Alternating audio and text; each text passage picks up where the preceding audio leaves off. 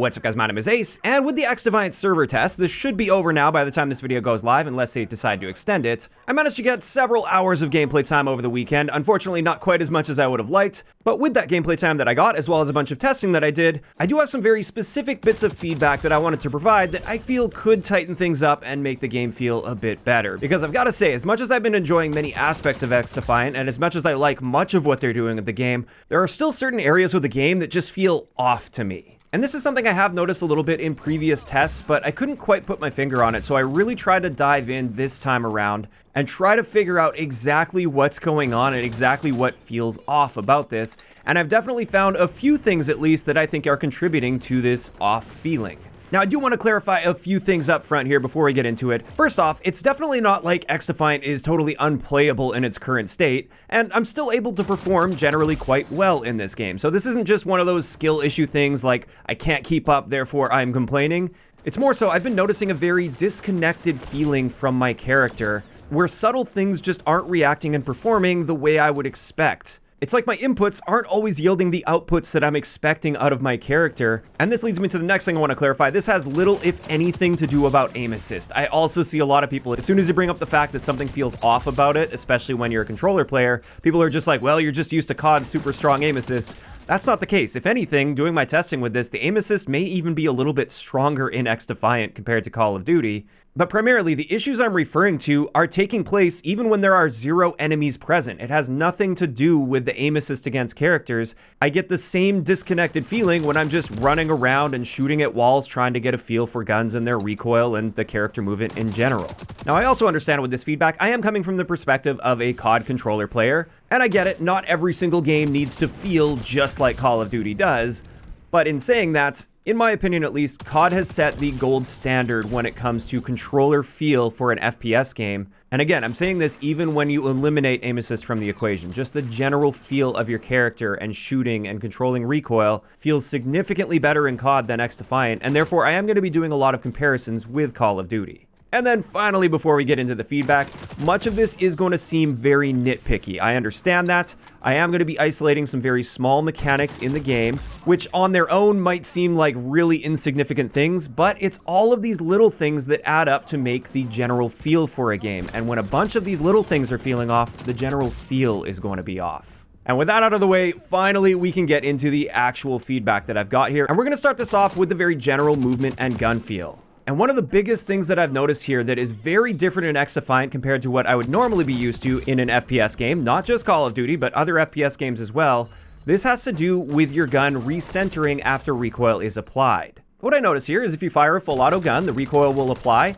and as long as you're not touching the right analog stick or your aiming input, it will recenter after you're done firing. It'll come back to your initial point of aim from the moment where the recoil started applying. And that's looking pretty normal so far, but the problem that I found here is the moment any aiming input is applied, regardless of what direction that aiming input is or how strong that aiming input is, it completely cancels out any sort of recenter after you stop firing. And I found this can even take place if your dead zone is just tuned a little too low. Even the tiniest amount of movement with that right stick means your gun will never recenter after firing.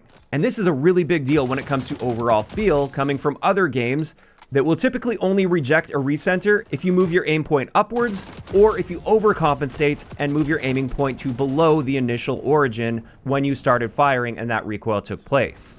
So with normal recoil control, if you're just pulling down slightly on that stick to try to compensate for that recoil and keep things nice and centered, when you stop firing, it would normally still return back to your center. Or another big thing, another big use of recentering after firing is tap firing at your targets. You get perfectly centered where you want your shots to be, but let's just say it's a really long range. You don't want to go full auto on that and try to control the recoil. Instead, you want to fire in short little bursts. And normally, when recentering is working properly, this is going to be very effective because you get that little burst where recoil applies, but then when you stop firing, it recenters and then you pull the trigger again. And you can do all of this with very little input on your right stick. Whereas in XDefiant right now, with any minor input, which is always going to be taking place, you have to manually recenter every single time. And that makes this tap firing not very effective. And honestly, I think this is one of the biggest reasons that shooting a full auto gun just feels awkward in this game. Effectively speaking, you should always have some sort of input on your right stick to try to control recoil. That's what you're meant to be doing. And therefore, in every realistic case, you will never have a gun recenter for you. You have to do all of that manually. And while that is something that you can get used to and adapt to, it feels off. It feels wrong because most games don't handle it this way. As for the next thing I noticed when firing my gun, is oftentimes it feels like the shot is going off center from your reticle position. Typically it seems like the bullet is hitting a little bit below or a little bit to the right of where you're actually aiming. And when I slowed this down frame by frame, I actually figured out what's going on here. You can see with this particular shot right here, for instance, this is a good example. Right on this frame exactly, this is where you can see that the bullet hole appears, and also a bullet is subtracted from my magazine. So this is technically when the shot is fired. And that dot is at least pretty much where my reticle was. It actually turns out it's slightly to the right of that. So I don't know if that's another issue or if they still have some like aim down sight spread or something in play here. Or perhaps this is due to the fact that I was playing at 120 FPS but recording at 60. So maybe it just didn't catch that in between frame. So perhaps that makes up for that minor discrepancy there. The primary issue I have here though is we have to skip ahead to the next frame at 60 FPS. So almost 17 milliseconds later, this is now when you see the tracer fire, and now it looks like your gun has fired. So visually, there's a slight disconnect there between when the gun actually fires, according to the game, and when you see that shot fire. And by the time you see that shot fire, your reticle is already somewhere else. And again, this is just another one of those really subtle things where you can't quite figure out what feels off about this until you watch it frame by frame, and then it's like, oh yeah, that actually makes sense. The gun is technically firing slightly before there's enough of an animation for you to see that the gun is firing on that frame, which is creating a disconnect. Now, I don't know how easy this one would be to fix. I don't know if this is tied to the performance of the game, but if they could get that feeling a little more responsive, so the moment the gun fires, you're also seeing the muzzle flash, you're also seeing that tracer come out, then I think we'd be feeling far less of a disconnect when firing a full auto gun, and it would just feel a lot tighter and controlled than it currently does. And that's the second big area that I think is leading to a bit of a disconnect when aiming and firing at your target. Next, I did want to cover a couple miscellaneous things I noticed as well that just feel a little bit off in game when it comes to character movement and handling and firing. And the first one is just something they do different from COD that feels weird. And this is the fact that if you have a build that has a faster aim down sight time than your sprint out time, and you break your sprint by aiming down sight and firing, like what I'm doing here is I'm aiming down sight and firing at the same time on my controller, what will happen is the game will allow you to get fully aim down sight since it's faster than your sprint out time, but then you still have to wait for your sprint out time to complete before the gun actually fires. And this feels really odd coming from Call of Duty. It feels strange that you can get fully aim down sight, but yet your character can't just pull the trigger right now. And the reason this feels strange coming from Call of Duty is the way they handle it, which I think is far superior, is in a situation like this where your sprint out time is slower than your aim down sight time, it will slow your aim down sight time to match your sprint out time if you're breaking your sprint by aiming down sight.